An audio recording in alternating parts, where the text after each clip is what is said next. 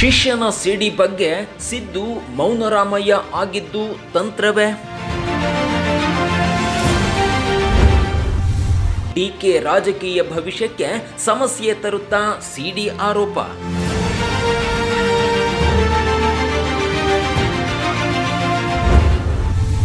ಮಹಾನಾಯಕನಲ್ಲದಿದ್ರೂ ಬಂಡೆ ಹೆಗಲು ಮುಟ್ಟಿಕೊಳ್ತಿದ್ದಾರಾ?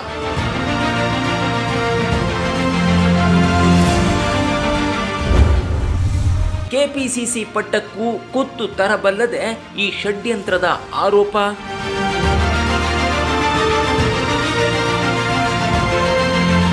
ಸಾಹುಕಾರರದ್ದು ಎನ್ನಲಾಗುತ್ತಿರುವ ರಾಸಲೀಲೆ ಸಿಡಿ ಪ್ರಕರಣ ಬಟಾ ಬಯಲಾದ ಮೇಲೆ ಕೈ ನಡೆಗೆ ನಿಗೂಢವಾಗಿ ಕಾಣುತ್ತಿದೆ. ವಿಪಕ್ಷ ನಾಯಕ ಸಿದ್ದರಾಮಯ್ಯ ಅವರಂತೂ ಮೌನರಾಮಯ್ಯ ಆಗಿಬಿಟ್ಟಿದ್ದಾರೆ. ಅತ್ತ ಮಹಾನಾಯಕನಲ್ಲದಿದ್ರೂ ಬಂಡೆ ಹೆಗಲು ಮುಟ್ಟಿಕೊಳ್ಳುತ್ತಿದ್ದಾರೆ.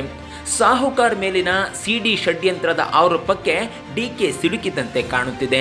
ಇಂಥದ್ದೊಂದು ಆರೋಪ ನಿಜಕ್ಕೂ ಕನಕಪುರದ ನಾಯಕ ಡಿಕೆ ಶಿವಕುಮಾರ್ ಪಾಲಿಗೆ ದೊಡ್ಡ ಸಮಸ್ಯೆ ತಂದರೂ ಅಚ್ಚರಿಯಿಲ್ಲ. 2023ರ ವಿಧಾನಸಭಾ ಚುನಾವಣೆಯ ಹೊತ್ತಿಗೆ ಡಿಕೆ ಜಾಗಕ್ಕೆ ಎಂಬಿ ಪಾಟೀಲ್ ಬಂದು ಕೂತ್ರೂ ಅಚ್ಚರಿಯಿಲ್ಲ ಎನ್ನಬಹುದು. ನಿಜಕ್ಕೂ ಈ ಷಡ್ಯಂತ್ರದ ಆರೋಪ ಡಿಕೆ ಪಟ್ಟಕ್ಕೆ ಗುನ್ನ ಇಡುತ್ತಾ? ಅದು ಹೇಗೆ ಗೊತ್ತಾ? ಅದನ್ನೇ ತೋರಿಸ್ತೀವಿ. ಅದಕ್ಕೂ ಮುನ್ನ ಕರ್ನಾಟಕ ಸ್ಟುಡಿಯೋ ಸಬ್ಸ್ಕ್ರೈಬ್ ಮಾಡಿ, ಪಕ್ಕದಲ್ಲೇ ಇರೋ ಬೆಲ್ ಐಕಾನ್ ಒತ್ತಿ.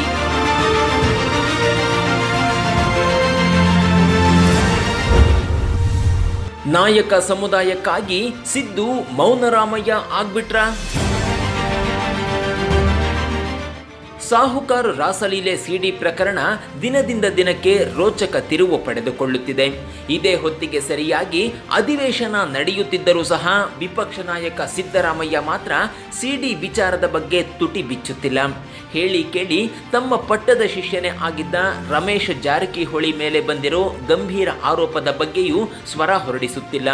ಇಂಥದ್ದೊಂದು ಮಹಾ ಮೌನದ ಹಿಂದೆ ನಾಯಕ ಸಮುದಾಯದೊಂದಿಗೆ ಸಿದ್ದುಗಿರೋ ಅಭಿಮಾನ ಹಾಗೂ ವಿಶ್ವಾಸ ಬಾಯಿ ಮುಚ್ಚಿಸಿದೆಯೇ ಅನ್ನೋ ಅನುಮಾನ ಮೂಡಿಸುತ್ತಿದೆ.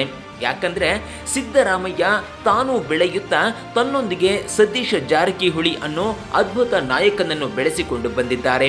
ಇವತ್ತು ಸಿದ್ದು ಅಹಿಂದರಾಮಯ್ಯ ಆಗಿದ್ದಾರೆ ಅಂದ್ರೆ ಅದಕ್ಕೆ ನಾಯಕ ಸಮುದಾಯ ಹಾಗೂ ಸತೀಶ್ ರಮೇಶ್ ಸೇರಿದಂತೆ ಇಡೀ ಸಾಹುಕಾರ್ ಕುಟುಂಬ ನೀಡಿದ ಬೆಂಬಲವು ಮುಖ್ಯವಾಗಿದೆ. ಸದ್ಯ ಸಾಹುಕಾರ್ ಮೇಲೆ ಬಂದಿರೋದು ಆರೋಪವಷ್ಟೇ, ಅದು ಅಪರಾಧ ಅಂತ ಇನ್ನೂ ಖಾತ್ರಿ ಆಗಿಲ್ಲ.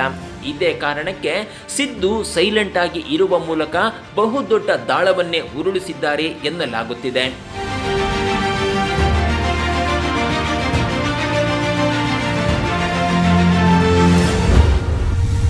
ಸಿದ್ದು ಮೌನ, ಬಂಡೆಯ ಆತುರದ ಮಾತು ಬೇರೇನೋ ಕತೆ ಹೇಳ್ತಿದ್ಯಾ?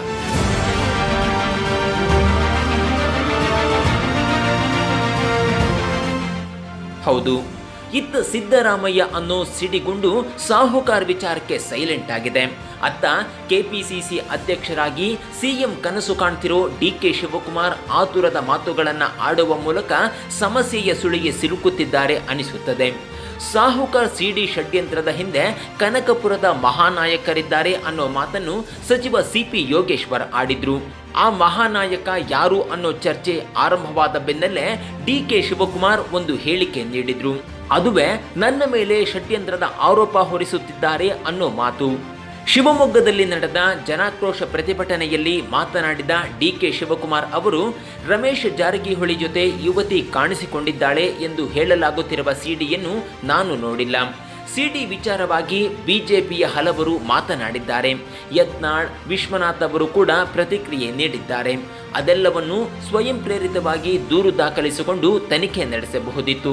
ಆದರೆ ನನ್ನ ಮೇಲೆ ಷಡ್ಯಂತ್ರ, ನಮ್ಮ ಮೇಲೆ ಹಿಂದಿನಿಂದ ಷಡ್ಯಂತ್ರಗಳು ನಡೆದುಕೊಂಡು ಬಂದಿವೆ, ಅವು ಈಗಲೂ ಮುಂದುವರೆದಿವೆ. ರಮೇಶ್ ಜಾರಕಿಹೊಳಿ ಅವರು ಸಿಡಿಯಲ್ಲಿ ಇರುವುದು ತಾವಲ್ಲ ಎಂದು ಒಮ್ಮೆ ಹೇಳಿದರು. ನನಗೆ ಗೊತ್ತೇ ಇಲ್ಲ ಎಂದಿದ್ದರು.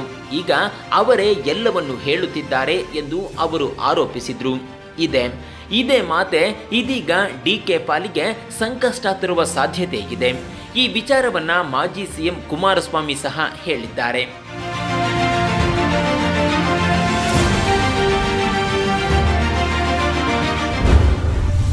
ಡಿಕೆ ಶಿವಕುಮಾರ್ ಒಬ್ಬರೇ ಮಹಾ ನಾಯಕರಲ್ಲವಲ್ಲ ಅಂದಿದ್ದೇಕೆ ಎಚ್ ಡಿಕೆ?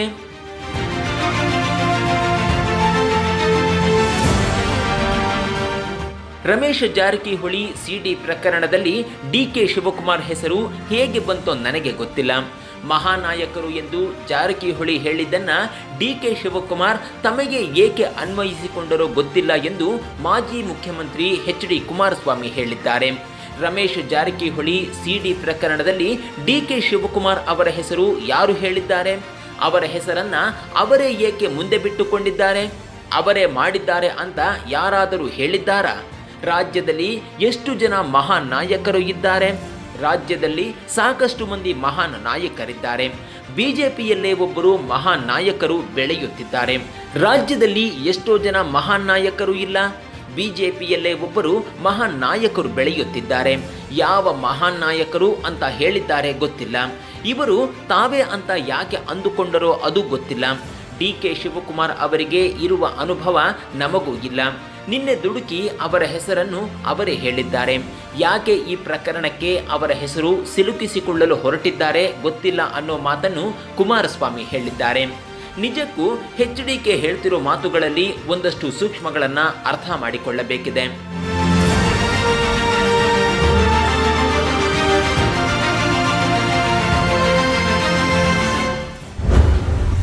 ಅನುಭವಿ ಡಿಕೆ ಶಿವಕುಮಾರ್ ದುಡುಕುತ್ತಿದ್ದಾರೆ ಅಂದಿದ್ದೇಕೆ ದಳಪತಿ? ಕುಮಾರಸ್ವಾಮಿ ಆಡಿದ ಇದೊಂದು ಮಾತು ಹಲವು ಸೂಕ್ಷ್ಮ ಸುಳಿವುಗಳನ್ನು ನೀಡುತ್ತಿದೆ. ಅನುಭವಿ ರಾಜಕಾರಣಿ ಆಗಿದ್ದುಕೊಂಡು ಡಿಕೆ ಶಿವಕುಮಾರ್ ಹೀಗೆ ತಮ್ಮದಲ್ಲದ ಸಂಗತಿಯ ಬಗ್ಗೆ ಮಾತನಾಡಿದ್ದು ತಪ್ಪು. ಯಾಕಂದ್ರೆ ರಮೇಶ್ ಜಾರಕಿಹೊಳಿ ವಿಚಾರವಾಗಿ ತಾವು ಷಡ್ಯಂತ್ರವನ್ನೇ ಮಾಡಿಲ್ಲ ಅನ್ನೋದಾದ್ರೆ ಸೈಲೆಂಟ್ ಆಗಿರಬಹುದು. ಮುಂದಿನ ದಿನಮಾನಗಳಲ್ಲಿ ಮಾಸ್ ಲೀಡರ್ ಆಗಿ ಮುಖ್ಯಮಂತ್ರಿಯೂ ಆಗಬೇಕು ಅನ್ನೋ ಆಸೆ ಇರೋ ಬಂಡೆ ಯಾವುದೇ ಸಮುದಾಯಗಳ ಹಾಗೂ ಆ ಸಮುದಾಯಗಳ ನಾಯಕರ ವಿರೋಧ ಕಟ್ಟಿಕೊಳ್ಳಬಾರದು. ಹಾಗೆ ನೋಡಿದ್ರೆ ನಾಯಕ ಸಮುದಾಯ ಹಾಗೂ ಸತೀಶ್ ಜಾರಕಿಹೊಳಿ ರಾಜ್ಯ ರಾಜಕಾರಣದ ಮಟ್ಟಿಗೆ ಸಾಮಾನ್ಯರಂತೂ ಅಲ್ಲವೇ ಅಲ್ಲ. ಇದೇ ಕಾರಣಕ್ಕೆ ನೋಡಿ ಅಹಿಂದ ರಾಮಯ್ಯ ಈ ವಿಚಾರವನ್ನು ಅತ್ಯಂತ ಗಂಭೀರವಾಗಿ ತೆಗೆದುಕೊಂಡು ಎಚ್ಚರಿಕೆಯಿಂದ ಹೆಜ್ಜೆ ಇಡುತ್ತಿದ್ದಾರೆ. ಆದರೆ ಡಿಕೆ ಶಿವಕುಮಾರ್ ಮಾತ್ರ ಅಪಕ್ವ ನಡೆ ಹಾಗೂ ನುಡಿಯ ಮೂಲಕ ತಮ್ಮ ಸ್ಥಾನಕ್ಕೂ ಕುತ್ತು ತಂದುಕೊಳ್ಳುವತ್ತ ಸಾಗುತ್ತಿದ್ದಾರೆ.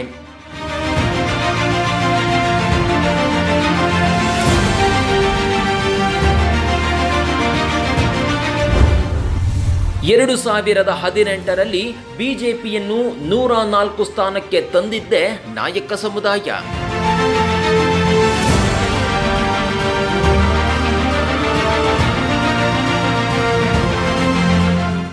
ಎರಡು 2018ರ ವಿಧಾನಸಭಾ ಚುನಾವಣೆಯಲ್ಲಿ ಬಿಜೆಪಿ 104 ಸ್ಥಾನ ಗೆಲ್ಲೋದಕ್ಕೆ ಕಾರಣ ನಾಯಕ ಸಮುದಾಯ.